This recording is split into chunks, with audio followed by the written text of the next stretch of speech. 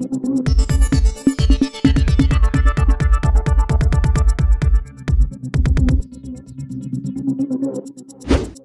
News Maharashtra बातमीचे वास्तववादी विश्लेषण.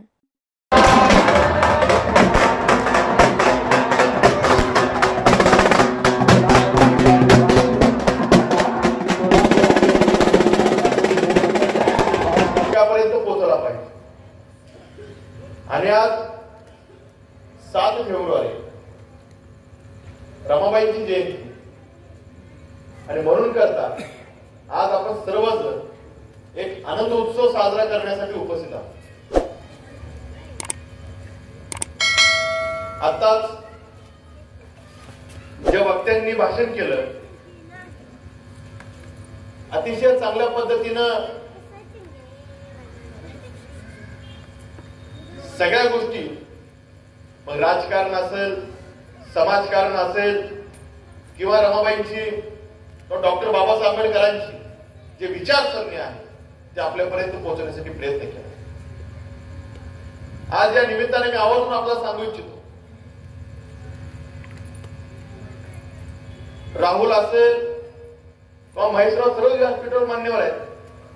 मी आवर्जून, मला एका गोष्टीचा अभिमान आहे की आपल्या सोलापूर जिल्ह्यातला, मला बाकीचं माहिती नाही, परंतु सोलापूर जिल्ह्यातला भारतरत्न डॉक्टर बाबासाहेब आंबेडकरांचा पहिला पुतळा कुठं असेल तर ते अनगर गावामध्ये.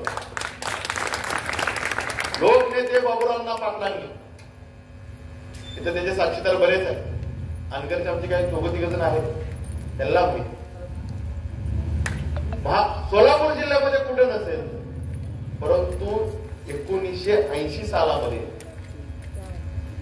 किंवा त्याच्याही आधी डॉक्टर बाबासाहेब आंबेडकरांचा पुतळा हा अनगरमध्ये लोकनेते अण्णांनी त्या ठिकाणी केलेला. हे कशासाठी? की विचार त्यांचे घेतले पाहिजे, विचार आत्मसात केले पाहिजे, विचारांची देवाणघेवाण झाली पाहिजे आणि त्यांच्या विचारावर आपला सर्व समाज त्या ठिकाणी चालला पाहिजे. खऱ्या अर्थानं समाजकारण करत असताना, राजकारण करत असताना जे आपण छत्रपती शिवाजी महाराजांचे विचार असते ते डॉक्टर बाबासाहेब आंबेडकरांनी आत्मसात केले आणि त्यांच्या लेखणीतून आज आपण सर्वजण, प्रत्येकाला, म्हणजे मला सुद्धा इथं बोलण्याचा जो अधिकार मिळाला तो फक्त भारतरत्न डॉक्टर बाबासाहेब आंबेडकरांनी. कारण आजच्या काळामध्ये जर बघितलं, कुठलाही कायदा असू द्या, कुठलीही संकट असू द्या, सगळ्यांचं लक्ष आपल्या कायद्यावर असतं. सगळ्यांना हा कायदा मान्य आहे आणि म्हणून करता आज एवढा संबंध भारतामध्ये नाही तर परंतु भारताबाहेर सुद्धा त्या ठिकाणी डॉक्टर बाबासाहेब आंबेडकरांचा एवढा गौरव होतो. आज खऱ्या अर्थानं मगाशी आमच्या काही वक्त्यांनी सांगितलं की रमाबाईंनी कशा पद्धतीने संघर्ष केला, किती संकट येत असताना सुद्धा आपला परिवार टिकला पाहिजे, आपला परिवार जपला पाहिजे, ह्याच्यासाठी काम केलं. आणि ह्याच्यासाठी काम करत असताना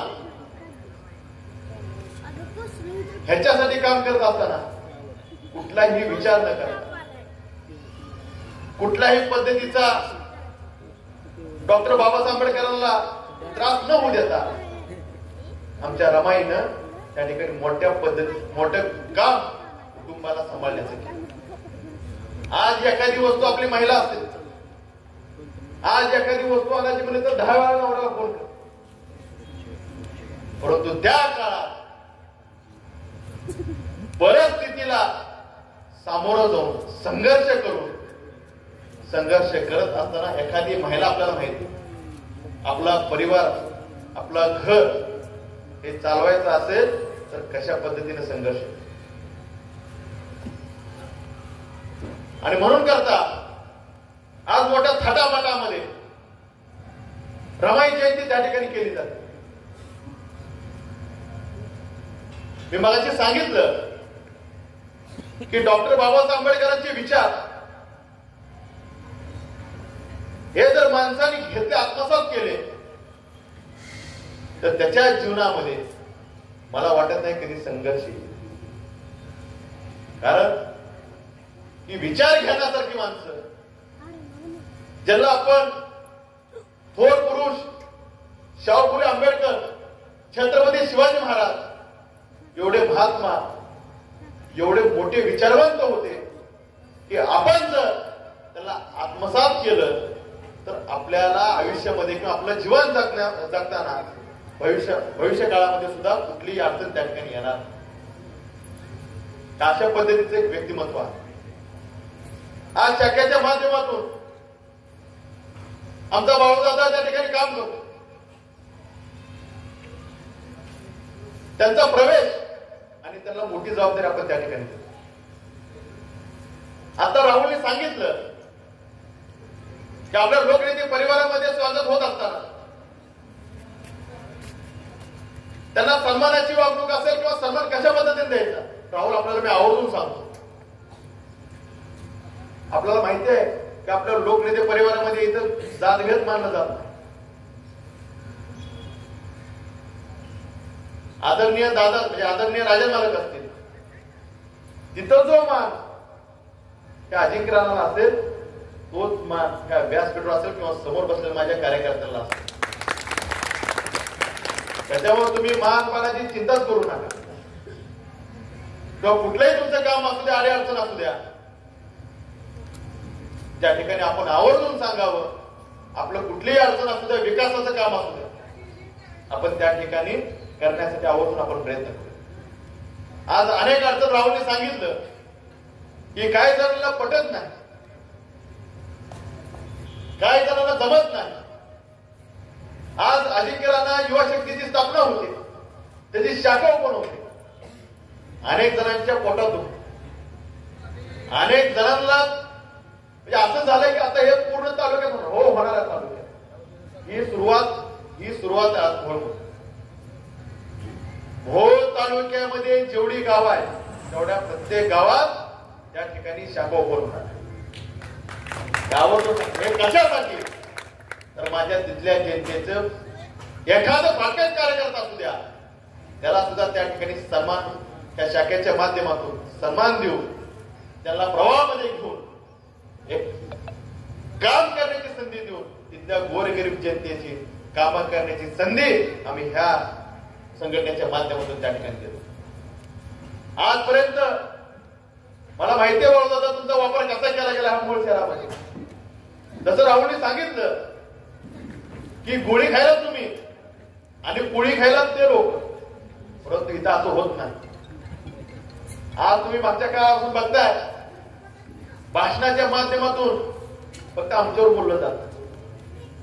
कारण तुम्हाला सांगतो, राजन पाटील, बाळराजे पाटील आणि अजिंक्य राणा पाटलाचं नाव घेतल्याशिवाय त्यांचा दिवसच सरत नाही. आता हे आमदार झाले, विशेष आहे महेशराव, माझा बाप 15 वर्ष आमदार होता. त्याच्यानंतर 3 टर्म आपल्या सर्वांच्या सहकार्यामुळं आपल्या विचाराचा लोकनेते परिवाराचा विचाराचा आमदार झाला. परंतु आजपर्यंत बाप आमदार आहे म्हणून मी कधी आमदाराचं चित्र काढून लावलं नाही. जे लोक असतं ना, आज आमदारची गाडी कुठली हेच कळत. प्रत्येकाच्या गाडीला आमदार लोक म्हणजे शेटपळकर पण आमदार म्हणून लावते, तुमचं नरकेडकर पण आमदार म्हणून लावते, पेनूर पण आमदार म्हणून. म्हणजे त्याचा गैरवापर हे कशा पद्धतीने चालू. आजपर्यंत माझी गाडी तुम्ही मोळवाल्यांनी बघितली, मोळ शहराच्या लोकांनी बघितली, त्याच्या आमदारचं चित्र आहे पुढं. बाप 15 वर्ष आमदार असताना सुद्धा लावला. परंतु आज ते उतावीर झाले आणि हे सांगतायत की आम्ही दादागिरी करतो. अनगरवाल्यांनी कधी दादागिरी केली नाही. आम्ही कायम माणसं जोडण्याचं काम केलं, कायम आपल्याशी नातं जोडण्याचं काम केलं. परंतु हे जे विरोधक आहेत हे कायम त्या आगीत तेल ओतण्याचं काम करतात. ह्याला हे विजू द्यायचं नाही, ह्याला हे काहीच करू द्यायचं नाही. परंतु कसं ह्याला खोटं ठावता येईल ह्याच्यासाठी ह्याचा प्रयत्न असतो. ह्याला समाजाचं काही घेणं देणं नाही. आता आमदार तुमचा झालाय, आता कामाचं बोला. फक्त आता सुद्धा राजन पाटील, बाळराजे पाटील आणि अजय किराणा पाटील ह्याच्याशिवाय दुसरं काही बोलत नाही. हे काय तुम्हाला लोकांनी मतदान केलं, तुमच्यावर विश्वास ठेवून मतदान केलं. आज आपण सर्व जनतेनं ज्यांनी ज्यांनी मतदान केलं ते तुम्ही विकास कराल म्हणून दिलं मतदान. एकीकडे सांगितलं की आम्ही पवार साहेबांच्या पाठीमागे जातोय. हे अजितदादाकडे का आलेत माहिती का? ह्याला घेतलंच नाही कुठं, ह्याला कुठे घेतलं नाही. म्हणून मग ते गेले की झालं जाऊ द्या, आम्हाला परत घ्या. मग दादा म्हणले आयला परत येतोय कुत्र तर घ्यावं गाडी. आलं लक्षात नाही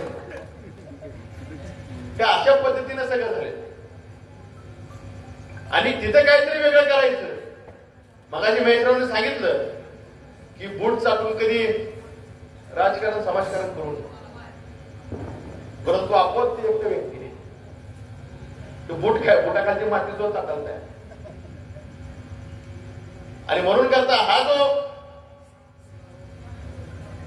एक चित्र रंगवलं गेलं की आमची दादागिरी. मी तर त्या आमदारचे 4 शब्द आहेत: तानाशाही, दादागिरी, हुकुमशाही आणि दंडशाही. ह्याच्या पलीकडे काहीच बोलू नये. तेवढंच पाठ केलं, तेवढंच सांगितलं, एवढंच बोलत जावा. ह्याच्या पलीकडे माझ्या मोहोळ शहरासाठी काय करणार, माझ्या मोहोळच्या विकासासाठी काय करणार, किती निधी आणणार हे तुम्ही विचारलं पाहिजे. इथं आल्यानंतर तुम्ही बोललं पाहिजे की आज तुम्ही आमदार आहात. माझ्या ह्या भागासाठी असेल, माझ्या मोहोळ शहरासाठी असेल, माझ्या मोहोळ तालुक्यासाठी असेल किंवा माझ्या मोहोळ मतदारसंघासाठी असेल. आज यशवंत दादांच्या माध्यमातून त्या मोहोळ शहरामध्ये जवळपास 400 ते 500 कोटींचा निधी आला. 539 कोटी, 69. पाण्याचा कायमचा प्रश्न तुमचा मिटवला. मगाशी राहुलनी सांगितलं की मोहोळ शहराला पाणी मिळू नये म्हणून हे कशा पद्धतीनं सीना नदीमध्ये आंदोलन केलं जातं. त्यांना तुमचं घेणं देणं नाही काय. त्यांना फक्त दिशाभूल करायची आणि दिशाभूल करून आपली पोळी कशी भासता येईल ह्याच्यासाठी प्रयत्न करा. आज सांगतात की मी आमदार निवडून आणला, मग शिवसेनेचे काय करत होते, त्यांच्याच पक्षाचे शिंदे गटाचे लोक काय करत होते. आज इलेक्शन झाल्यानंतर एक एका पक्षात जातोय, एक दुसऱ्या पक्षात जातोय, तिसऱ्या पक्षात जातोय. तुमचा विचार घेतला जात नाही, तुम्हाला विचारलं जात नाही. ज्यांना जसं सोयीस्कर पडेल त्या पद्धतीने हे काम करा. आज तुम्हाला आवडतो सांगतो, हे असं कुणाला जरी गाडी खाली घेतलं तरी लोकनेते परिवाराला कसलाही फरक पडत नाही. आपले गाडी खाली बरेच जण आहेत, त्याच्यामुळे तू अजून त्यात वाढला म्हणून काही फरक पडत नाही. जोपर्यंत मी आधीही सांगितलंय, जोपर्यंत 96,000 लोकनेते परिवारासोबत आहेत तोपर्यंत काही फरक पडू शकत नाही. त्याच्यामुळे तुझ्यासारखे किती जरी गाडी खाली आली, किती जणांना वाटत असेल मीच ओढतोय, तरी त्याचा काही फरक पडत नाही. जरी राजन पाटील वर बसले असतील तरी या भागातली किंवा ह्या मोहोळ तालुक्यातली लोक हे राजन पाटलांच्या पाठीमागे त्या ठिकाणी खंबीरपणे उभे आहेत. आज जयंतीच्या निमित्तानं आज राहुलना असेल किंवा आमच्या बाळूदादांनी या ठिकाणी अतिशय चांगल्या पद्धतीने कार्यक्रम राबवला, त्याबद्दल मी त्यांचेही मनापासून आभार व्यक्त करतो. राहुलदादा बाळूदादा भविष्य काळामध्ये सुद्धा आपल्या माध्यमातून आजपर्यंत तुम्हाला फक्त वाद विवाद ह्या गोष्टी तुम्हाला सामोरं जावं लागलं, परंतु आपण भविष्य काळामध्ये डॉक्टर बाबासाहेब आंबेडकरांचा कायदा लक्षात ठेवून कायद्यानं आणि आपल्या भागातल्या किंवा आपल्या जनतेला आपल्या माध्यमातून, आपल्या लोकनेते परिवाराच्या माध्यमातून किंवा आपल्या पक्षाच्या माध्यमातून त्यांच्यापर्यंत सामाजिक उपक्रम असतील, त्यांची कामं असतील, कशा पद्धतीने आपल्याला राबवता येतील याच्यासाठी भविष्यात आपण काम करूया एवढं बोलतो. आणि पुन्हा एकदा मी आपल्या या जयंतीच्या निमित्तानं मनापासून शुभेच्छा देतो. थांबतो. जय हिंद, जय महाराष्ट्र, जय भीम. आपल्या परिसरातील बातम्या पाहण्यासाठी आजच टुडे न्यूज महाराष्ट्र चॅनलच्या बेल आयकॉनला क्लिक करून सबस्क्राईब करा व नोटिफिकेशन मिळवा.